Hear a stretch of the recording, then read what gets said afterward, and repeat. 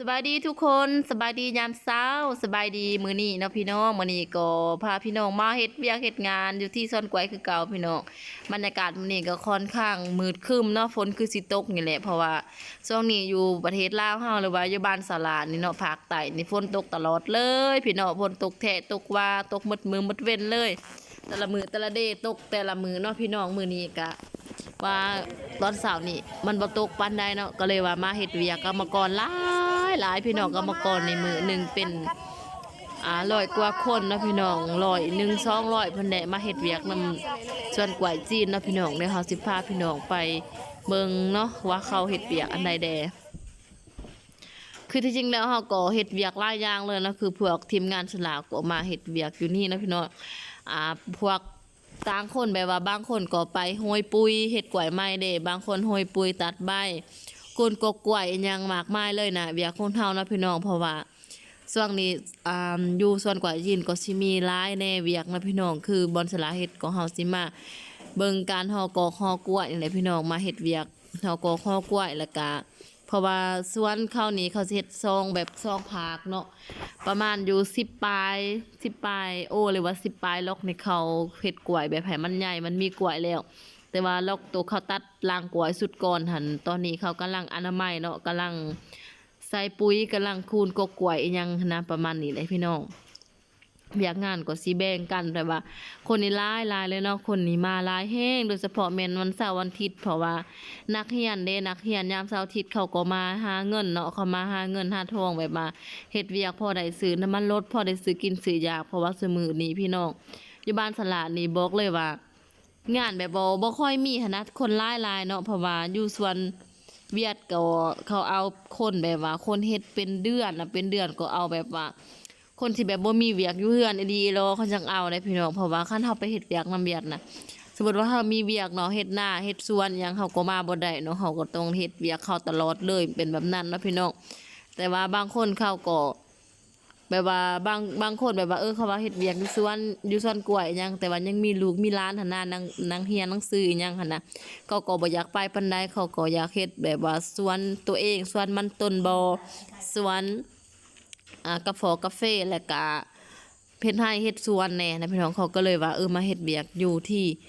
สวนกล้วยจีนเนาะแต่ว่าช่วงนี้สวนกล้วยจีนก็มีคนมาเฝ้าสวนพี่น้อง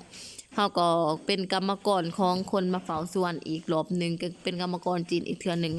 มี2นายหน้าเนาะเพราะว่านายหน้าจีนกับนายหน้าคนเผ่ามงเผ่าอาคาหยังหั่นนะพี่น้องคนแถบภาคเหนือพุ่นแหละเขาจะเอามาเฝ้าสวนอยู่นี่เนาะมาเฝ้าสวนจีนนี่เขาเป็นสวนของเขาเอง และก็คนเฮาอยู่นี่เฮาก็มาเป็นกรรมกรเขาซื่อๆถ้าว่าเป็นหยังคือคนเฮาแบบอยู่นี่เป็นหยังคือบ่เฝ้าสวนเองเลยจังมีรายได้หลายหรือว่ารายได้สูงหยังหั่นนะเพราะว่าเฮาบ่สามารถสิมาเฝ้าสวนได้นะทุกคนเพราะว่าเฮามีหน้าเวียกอีกหั่นน่ะหน้าเวียกอยู่เฮือนเฮาก็มีอีกหั้นนะพี่น้องเฮาก็ได้มีเวลาแบบแบ่งเวลายามใดที่ว่าเฮาบ่ได้ไปให้สวนเฮาก็มาหาเงินอยู่ที่สวนกล้วยจีนเนาะแต่ว่ายามใดที่ว่าเฮา มีเวียกอยู่เฮือนเฮาก็ต้องได้พักเนาะบ่ว่าจะเป็นไปเสียหญ้าบ่หรือว่าหุดข้าวเกี่ยวข้าวอิหยังหั่นนะเฮาก็ไปเฮ็ดเวียกของตนเองนะเพราะว่าเฮาก็ยังเฮ็ดไร่เฮ็ดนาเฮาบ่ได้ปะให้บ่ได้ปะนาเฮาเด้ยังมีสวนยังมีนาให้เฮ็ดอยู่เฮาก็บ่สามารถที่ว่ามาเฝ้าสวนได้แต่ว่าคนได้ภาคเหนือสละถามเขาเนาะว่าแบบอยู่พุ่นบ่มีงานบ่หรือว่าบ่มีบ่อนเฮ็ดไร่เฮ็ดสวนบ่จึงว่ามาเฝ้าสวนอยู่นี่คือว่ามาไกลนะประมาณนี้เนาะพอดีเขาก็ว่าอยู่บ้านเขาหันบ่มีนาเนาะแบบว่าบางคนหั่นน่ะอยู่แถวภาคเหนือเนาะมันสิเป็นแบบผู้หลายก่อนเนาะทุกคนมันสิมีผู้มีหยังเด้เขาว่าแบบประเภทว่าเฮาสิปลูกประเภทแบบปลูกผลไม้อีหยังหั้นนะมันค่อนข้างสิปลูกยากเขาว่าอยู่แถวภาคเขานะเพราะว่าเป็นอากาศเย็นเนาะมันอากาศหนาวนะมันบ่สามารถสิมาปลูกแบบมากมายได้หรือว่าหยังได้เพราะว่าทางเขาพุ่นเป็นอากาศเย็นอากาศหนาวปลูกมันต่อมันต้นก็บ่ได้เขาว่ามันสิเน่าประเภทมากมายก็บ่ค่อยได้ปานใดมันบ่ค่อยเกิดปานใดเพราะว่าถ้าฮอดอากาศหนาวแล้วมันสิเป็นน้ำก้อนหันนะ มันสิเป็นน้ำก้อนอิหยังค่ะมันสีอันนี้มันก็สีเน่าสีหยังค่ะนะเขาว่าอยู่พุ่นมันแบบหาปลูกอีหยังก็ยากแล้วก็เวียกก็บ่ค่อยมีปานใดเขาว่าเวียกค่ะนะแต่ว่ามาลงแถวภาคใต้หรือว่าภาคกลางเฮานี่ก็สิมีเวียกแน่เขาว่าอ่า แสดงว่าอยู่บ้านเฮานี่มีเวียกหลายกว่าอยู่แถวภาคเหนือนะพี่น้องแต่ว่าคนภาคเหนือส่วนหลายเขาก็ไปเฮ็ดเวียกอยู่ไทยกับอยู่เกาหลีเนาะเขาไปเกาหลีไปอ่าไปญี่ปุ่นประมาณนี้เขาสิไปภาคนั้นหลายกว่ากันเนาะแต่ว่าแถวบ้านสลาดนี่ยังบ่ทันมีคนหลายไปพังไทยหลายปานใดเนาะพี่น้องแต่ว่าไปจีนไปจีนไปเกาหลีไปญี่ปุ่นนี่ก็เริ่มมีคนไปแล้วนะพี่น้องเนาะแต่ว่าบ้านเฮาก็ยังแบบว่าเขาเอิ้นว่าแบบคนยังบ่ทันเคยไปเนาะยังบ่ทันเคยไปหลายเขาก็อาจสิบ่ตัดสินใจไปได้อันนั้นคือสลาแหละแต่ทวิตก็ว่าสิไปไทยเนาะว่าสิไปเฮ็ดเวียกอยู่ไทยแต่ว่าคิดไปคิดมาแบบเฮาบ่เคยไปหันน่ะเฮาบ่เคยไปเฮ็ดงานบ่อนอื่นเฮาบ่ยังบ่ทันเคยจักเฮาสิเฮ็ดจังได๋เฮาจักเฮาสิฮู้ทางไปหรือว่าเฮาสิฮู้แบบนี่นุ่ยนู่นนั่นน่ะนะเฮายังคิดหลายอยู่น่ะเฮาก็เลยบ่ตัดสินใจไปได้เทื่อนพี่น้อง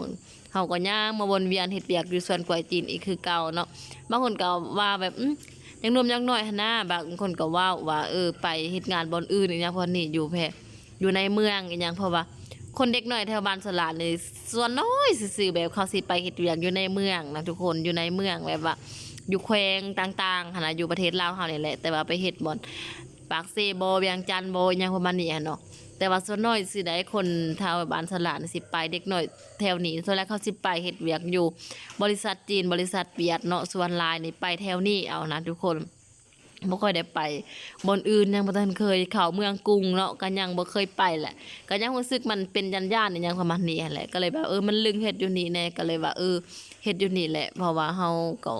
บ่ได้ไปทางใดเด้ยังบ่ทันมีประสบการณ์ไปแถวในหมอกในเมืองก็ยังบ่ทันเคยไปแล้วก็ยังบ่ทันกะตัดสินใจไปเทื่อเนาะถ้ามื้อใดมื้อหนึงเฮาแบบตัดสินใจได้ก็สิไปเด้อทุกคนแต่จักมือใดเฮาตั้งสิตัดสินใจไปได้อายุเฮาก็หลายแหละแต่ว่าเฮาก็บ่อยากไปปานใดแน่ไปบ่อนอื่นหันนำแต่ว่าสิอยู่บ่อนเฮาถ้าว่าถ้าว่ามันบ่มีเวียกอดีโลก็จังสิไปหาเฮ็ดเวียกบ่อนใหม่แหละทุกคนเฮาก็สิปะให้ปะสวนของเฮาก็สิไปบ่อนอื่นเนาะอันนี้เวียกซุมื้อนี้ก็ยากเลยพี่น้องเพราะว่ามีคนเฝ้าสวนน่ะเขามาเฝ้าสวนแหละเขาเฮ็ดเองเบิดหั้นนะเขาเฮ็ดเองทั้งเบิดเลยคือเฮาก็บ่ค่อยได้เฮ็ดแหละเวียกงานนี่ก็ได้ มันมีคนมาเฝ้าสวนนี่สุดท้ายมาเฮาก็ได้เฮ็ดเวียกนี่จะเบิ่งในฝนมาแหละฝนสิห้ำนะทุกคนมื้อนี้เนาะสลาเฮ็ดเวียกมื้อนี้ก็คนหลายๆเลยตอนเมื่อเฮาก็ได้พอกันตอนไปเฮาก็ได้พอกันฝนตกเนาะพี่น้องสุดท้ายมาก็ฝนตกเนาะเฮ็ดเวียกแต่ตอนเช้าเนาะพี่น้องนี่ตอนนี้เฮาก็กับน้องสาวเฮาก็สิพากันเมื่อบ้านเลยพี่น้องเพราะว่าฝนมันตกเด้เพราะขณะก็บ่ได้ให้เฮ็ดเวียกเนาะเขาจ่ายเงินแต่เฮ็ดเวียกคาบเช้าเนาะคาบเลี้ยงเขาก็บ่ได้จ่ายให้คาบเช้าเฮ็ดเวียกก็จ่ายให้70,000เนาะคันเบิดมื้อก็140,000นี่เฮาก็พากันเมื่อบ้านเนาะพี่น้องเมื่อบ้านเฮาก็สิไปตลาดเลยเนาะพี่น้องมื้อนี้มันก็เฮามาเว้นแน่เพราะว่ามันมาแต่1 โมงเนาะเพราะว่าตอนเช้าฝนบ่ได้ตกพอดีเฮาพักผ่อนแล้วพอดีเฮาสิออกเวียก1 โมงป๊าดฝนตกนะพี่น้องเฮาก็พากันเมื่อเนาะเมื่อเฮาก็สิไปตลาดเลยพี่น้องสิไปซื้อแนวกินมื้อนี้เฮาสิมาเฮ็ดข้าวปุ้นกินจ้าได้เนื้อมาเฮามีโอกาสแล้วเนาะ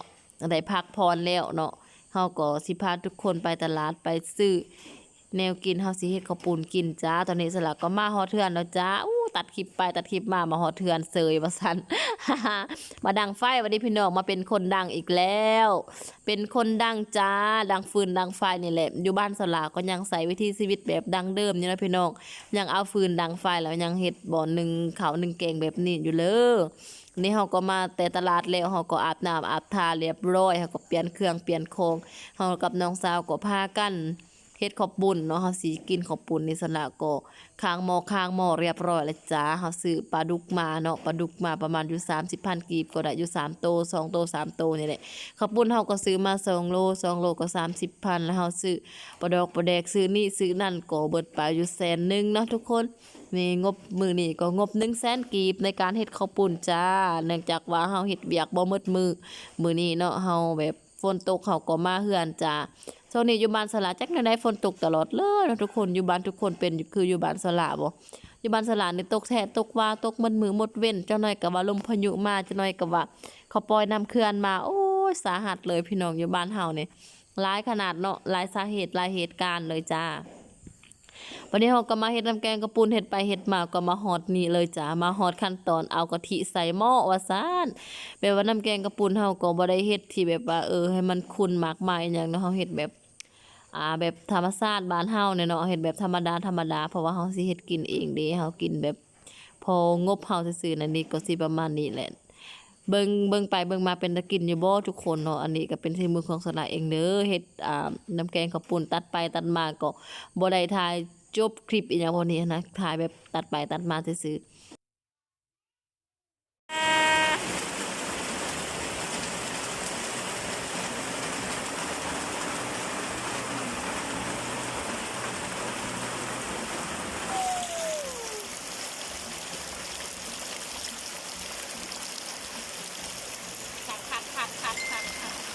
ฝนตกนะอยู่บ้านเฮานะฝนตกนะเบิ่งตามบ้านเฮาฝนตกอ่ะไม่ใช่บ่ได้อ่ะนี่นะทุกคนฝนตกแห้งอยู่บ้านโตอยู่บ้านเฮาคือออกไปใส่บ่ได้เลยเนาะ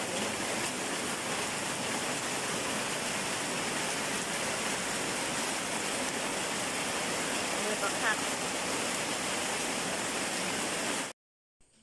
เห็นบ่ทุกคนอยู่บ้านฉลาดนะฝนตกตลอดเลยมาบัดนี้เฮาก็เฮ็ดน้ำกอกน้ำแกงข้าวปุ้นเรียบร้อยเฮาก็สิพาทุกคนมานั่งกินข้าวปุ้นจ้านี่สองจับยั่วๆเลยพี่น้องผักก็บ่มีหยังหลายเนาะมีแต่ปีกล้วยแล้วทุกคนนี่เฮาสิมาพาทุกคนกินข้าวปุ้นเด้อมาทุกคนมากินข้าวปุ้นน้ำกันเด้อน้ำแกงปลาดุกแซ่บๆเนาะงบ 100,000 กีบมื้อนี้นะทุกคนนี่เฮาก็สิมาตักน้ำแกงข้าวปุ้นใส่ถ้วยของเฮาเลยวันนี้เฮาก็สิมาสวดเลยเนาะสิมากินแบบอย่างอร่อยเนาะพี่น้องเบิ่งหน้าตาก็ซื้อสิบานๆแต่รสชาติมันบอกเลยปั๊บมักซิบว่าซั่น แซ่บหลายเด้อพี่น้องเด้อบรรยากาศก็โคตรดีเลยที่จริงแล้วสลาอยากกินเซส่วนพี่น้องแต่ว่างบบ่พอเนาะเซส่วนมันไปฮอด200,000ปลายเพิ่นจังสิพอกินน่ะเฮาก็บ่พอแหละงบบ่พอแหละซื้อแต่ข้าวปุ้นนี่แหละมากินเนาะพี่น้องมาเฮ็ดกินเนาะเพราะว่าข้าวปุ้นเฮาก็ซื้อตัวเขาเฮ็ดแล้วเด้อตัวสำเร็จรูปแบบข้าวปุ้นบีบเป็นหยังหั่นนะเฮาสิพาทุกคนมานั่งกินข้าวปุ้นจานนี้เฮาสิพาทุกคนมาใส่หมักเผ็ดจ้าหมักเผ็ดเจียวของเฮาสละเจียวเองเด้อแต่ว่าทายบ่ครบเนื้อครบหนังว่าซั่น นี่มาพี่น้องมากินข้าวปุ้นน้ำกันเด้อบัดนี้พี่น้องสละสิพาทุกคนมากินข้าวปุ้นจ้าแซ่บๆเลยพี่น้องมากินข้าวปุ้นน้ำกันเลยคือแบบว่ามันฝนตกนะ